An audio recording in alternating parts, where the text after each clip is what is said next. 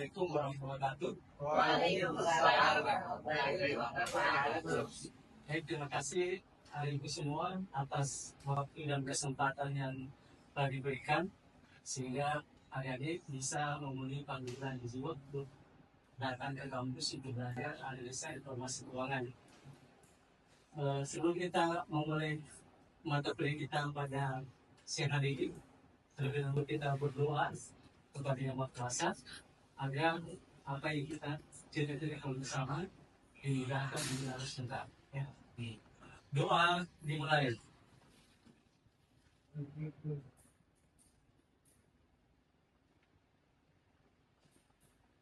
Doa selesai. Baik, adik-adik, mata kuliah analisa informasi keuangan ini adalah mata kuliah yang dibesarkan, ya. Salah satu syarat untuk mengikuti mata kuliah analisis informasi keuangan ini harus lulus dasar akuntansi.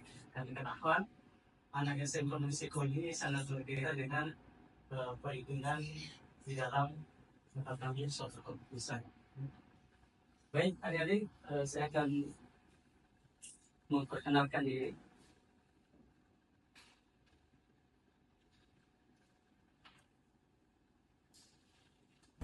Jadi selama kita pertemuan dari pertemuan pertama sampai pertemuan ke-14, jadi mahasiswa wajib mematuhi tata tertib perkuliahan. Yang pertama itu berpakaian rapi dan pantas, misalnya pakai kemeja dan baju kos yang pakai kerah. Dan kedua, tidak diperkenankan memasuki ruangan dengan memakai kaos obrol, sandal, dan celana robek. Yang ketiga, mahasiswa tidak diperbolehkan membawa senjata tajam, senjata api, dan sejenisnya yang dapat membahayakan diri dan orang lain. Dan selama mata kuliah ini berlangsung, jadi mahasiswa diharapkan dapat menyelesaikan HP-nya. Jika kecuali kalau memang ada hal yang mendesak untuk dipakai. Mahasiswa diwajibkan hadir 15 menit sebelum perkuliahan dimulai.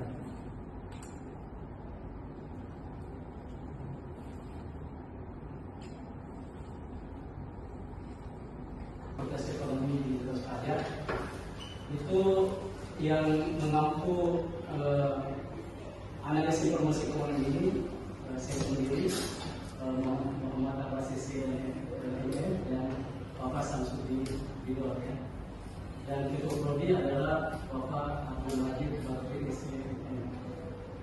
Nah, di mana dalam program studi ini ada beberapa sikap yang ditonjolkan, pertama masalah sikap, keterampilan umum, keterampilan khusus, dan pengetahuan.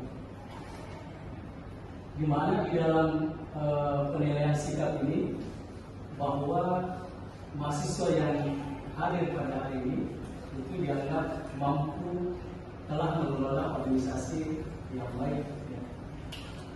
Keterampilan umum itu misalnya pernah melakukan pelatihan khusus dengan keuangan. Sementara di keterampilan khusus itu diharapkan mahasiswa mampu dalam hal mengimplementasikan teori di bidang manajemen dalam mengelola organisasi secara efektif. Untuk pengetahuan itu mahasiswa diharap mampu menguasai teori di bidang manajemen secara menyeluruh. Mungkin saya bisa pertanyaan ini yang terkait dengan analisa informasi keuangan. Yang pertama, sebutkan arti pentingnya laporan keuangan. Yang jadi bisa pelajari di rumah apa pentingnya laporan keuangan bagi masing-masing. Yang kedua, sebutkan fungsi laporan keuangan bagi manajemen perusahaan. Yang jadi diharapkan dapat menunjukkan fungsi apa sih fungsi laporan keuangan bagi manajemen perusahaan. Yang ketiga, sebutkan dan jelaskan pihak-pihak yang berkepentingan terhadap laporan keuangan. Jadi dapat menjelaskan atau mencari tahu pihak-pihak apa saja yang berkepentingan dalam sebutkan dan jelaskan laporan yang dihasilkan oleh sebuah laporan keuangan. Jadi adik-adik harus menjelaskan apa sih yang dihasilkan dalam sebuah laporan keuangan. Dan terakhir adalah sebutkan dan jelaskan sifat laporan keuangan. Jadi adik-adik harus menjelaskan dengan sifat laporan keuangan. Jadi ada 5 tugas yang saya ketik itu adik-adik semua sebagai bahan pertemuan kita pada pertemuan kedua, pertemuan berikutnya di depan. Ya. Jadi tugas ini ditulis tangan, dikumpul hari Kamis pada jam 19.00. Ya. Jadi tugas ini dikumpul secara tepat waktu. Jadi saya berharap adik-adik tetap mengikuti instruksi yang ada di tugas ya. Dikumpul pada jam 19 tepat waktu ya. Dan kenapa saya ingin melihat adik-adik disiplin ya. Ada yang terlalu bertugas seperti tidak mengalaminya.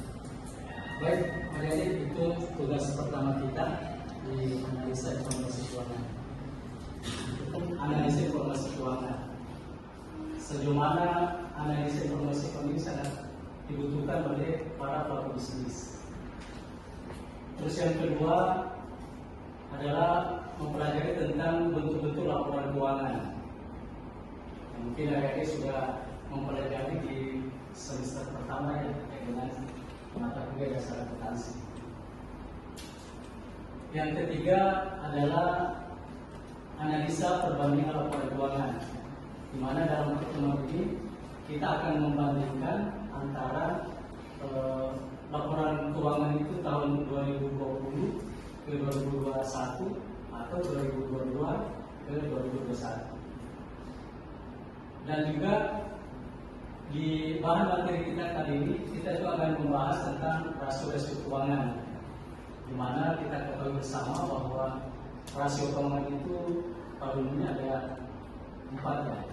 Pertama, analisa rasio likuiditas, solvabilitas, profitabilitas, dan aktivitas usaha. Itu nanti kita akan lebih dalam lagi membahas pada pertemuan keempat atau kelima. Nah, analisa sumber dan penggunaan kas setelah kita mempelajari dan pertemuan berikutnya kita akan membahas tentang analisa break-even point, atau istilah break ya. Kalau dari biasanya break itu sayang ya. Kalau di analisa informasi keuangan itu adalah istilah break-even point, di mana perusahaan itu tidak berada dalam kondisi untung dan tidak untung. Jadi dia istilahnya titik tulang pokok ya. Dan selanjutnya kita akan membahas terkait dengan analisa leverage, di mana analisa ini kita akan membahas tentang apa sih fungsi daripada analisa leverage. Dan yang terakhir kita akan membahas tentang analisa kinerja perbankan dan analisa perubahan laporan. Ini yang sering kita gunakan.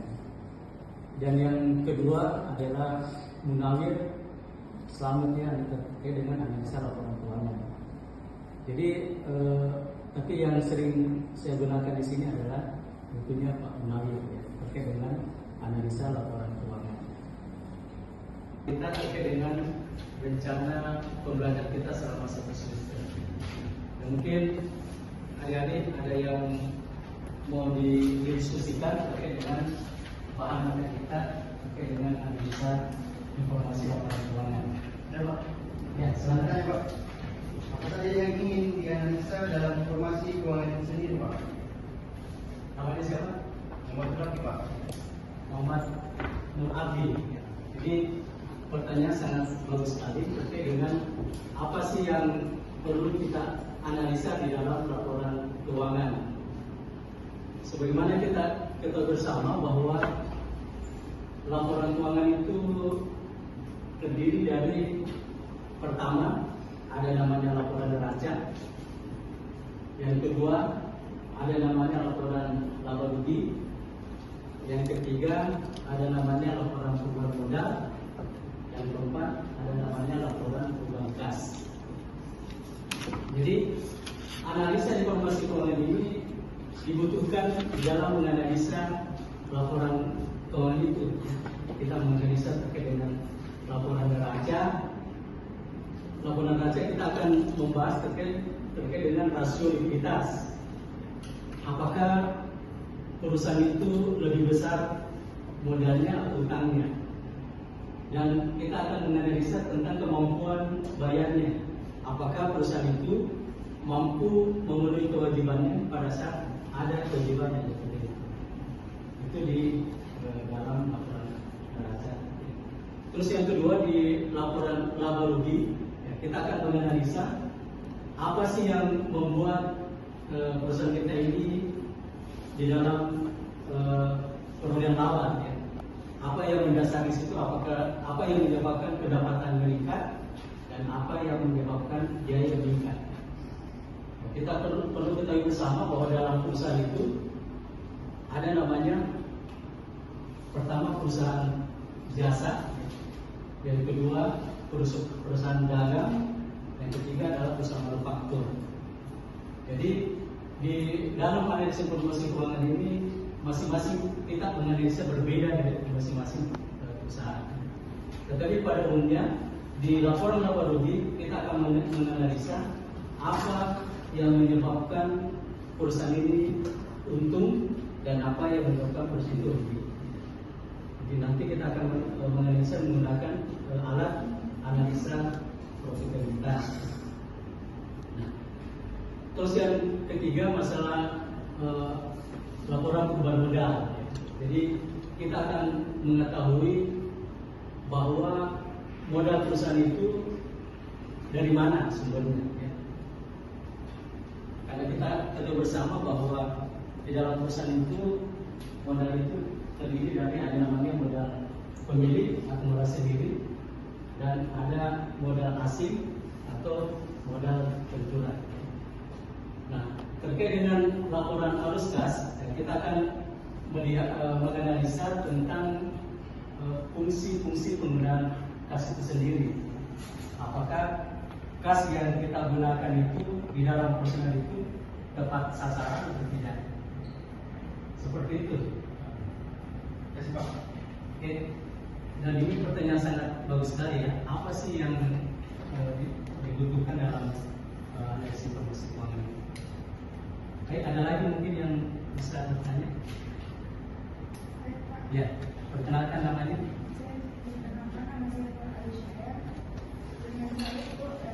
Apa sih peran analisa informasi keuangan dalam pengambilan keputusan manajemen? Baik, pertanyaan yang bagus sekali ya.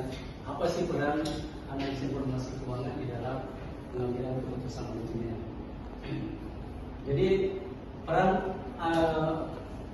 manajemen dalam mengambil keputusan berdasarkan dari hasil laporan analisa informasi keuangan.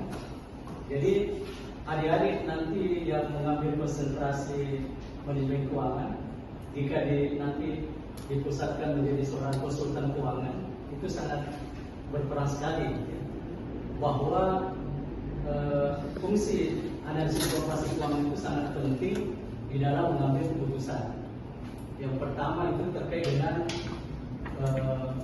pemilik perusahaan. Nah, setelah pemilik perusahaan itu mengetahui tentang perjalanan laporan keuangan yang telah dihasilkan oleh Departemen Akuntansi, itu dia bisa melihat bahwa dengan meningkatnya performa keuangan perusahaan itu, maka pemilik perusahaan itu bisa mengambil keputusan apakah dia mau membentuk cabang baru atau dia ingin membuat produk baru. Terus yang kedua, fungsinya adalah dia bisa menilai atau mengukur kinerja karyawannya. Misalnya di dalam analisis informasi keuangan itu bahwa departemen apa sih yang sangat berperan di dalam pengembangan perusahaan. Adik-adik perlu tahu bahwa di perusahaan itu ada 4 departemen yang saling berkaitan ya. Pertama ada namanya departemen produksi, ada departemen pemasaran, ada departemen keuangan, dan ada departemen SDM. Jadi ini saling berkaitan ya. Dalam mata kuliah kita dianalisa informasi keuangan ini, yaitu pertama mahasiswa itu dapat memahami gambaran umum terkait dengan analisa informasi keuangan. Mahasiswa mampu memahami betul-betul laporan keuangan. Jadi di dasar kuliah akuntansi itu sudah belajar tentang dasar akuntansi ya, tentang betul-betul laporan keuangan. Mungkin adik-adik masih ingat ya pelajaran di dasar akuntansi terkait dengan betul-betul laporan keuangan.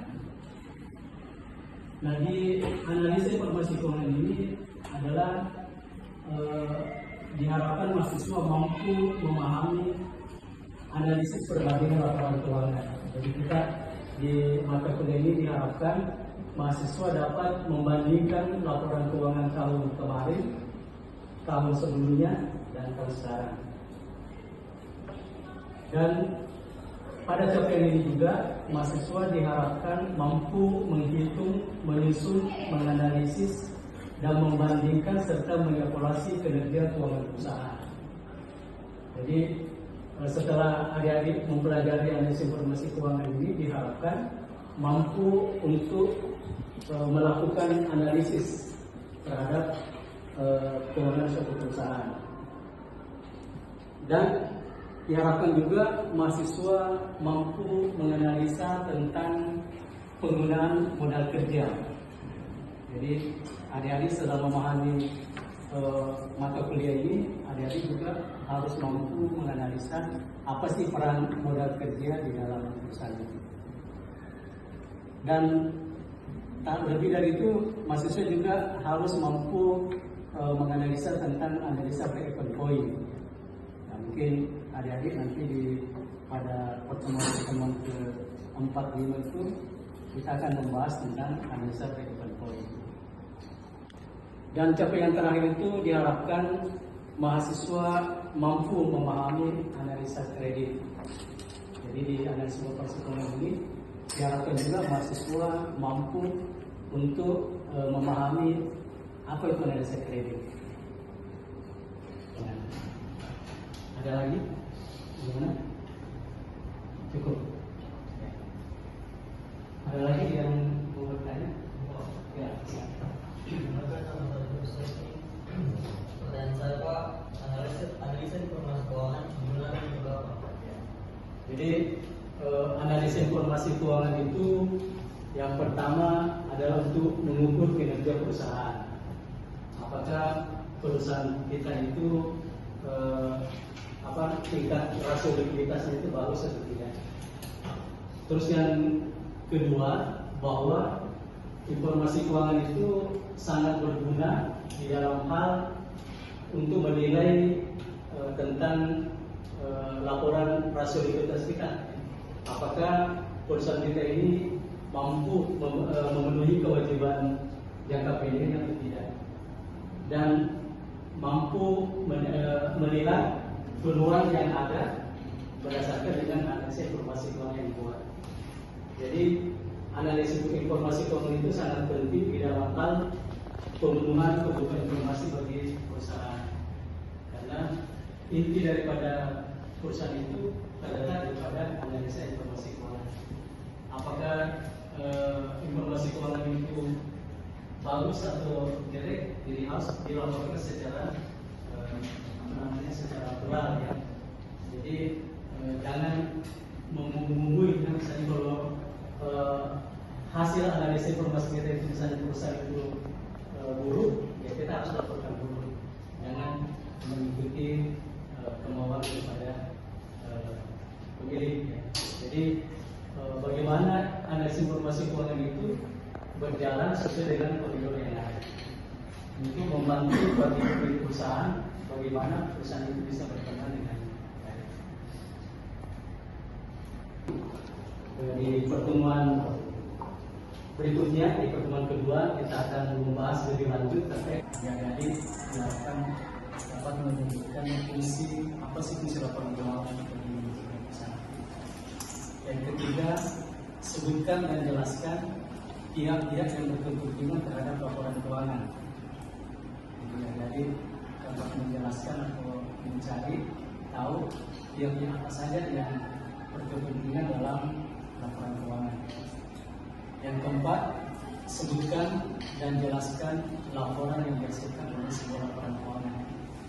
Jadi adik-adik harus menjelaskan apa sih yang dihasilkan dalam sebuah laporan keuangan.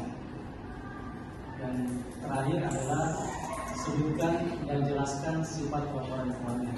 Jadi adik-adik harus menjelaskan dengan sifat laporan keuangan. Jadi ada 5 tugas yang saya ketik untuk adik-adik semua sebagai bahan pertemuan kita pada pertemuan kedua, pertemuan berikutnya di depan ya. Jadi tugas ini ditulis tangan, dikumpul hari Kamis pada jam 19.00 ya. Jadi tugas ini dikumpul secara tepat waktu. Jadi saya berharap adik-adik tetap mengikuti instruksi yang ada di tugas ya. Dikumpul pada jam 19 tepat waktu ya. Kenapa saya ingin melihat adik-adik disiplin ya. Kalian terlalu terkait dengan pembahasan definisi apa itu analisa informasi keuangan ya. Jadi adik-adik saya berharap mempersiapkan semua bahan materinya. Jadi nanti kita akan diskusi lebih lanjut terkait dengan analisa informasi keuangan pada pertemuan. Oke, terima kasih. Assalamualaikum warahmatullahi wabarakatuh. Jadi sebelum kita meninggalkan ruangan ini, kita akan melakukan GLD. Karena semangat itu harus selalu kita tumbuhkan agar kita bisa menjadi mahasiswa yang baik. Tapi sebelum kita melakukan GLD, saya ingin menyampaikan itu kata-kata hari ini. Jadi dompetmu boleh menipis, tetapi semangatmu jangan menipis.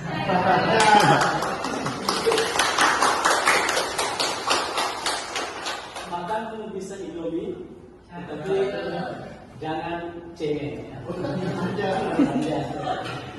Baik, itu saja mungkin adik-adik sebelum kita mengakhiri kita lihat ya. Kalau saya bilang semangat pagi, adik-adik bilang pagi. Kalau saya bilang siapa kita? Manajemen Kosai, aksioma Kosai. Oke? Semangat pagi. Siapa kita? Manajemen. Aksioma.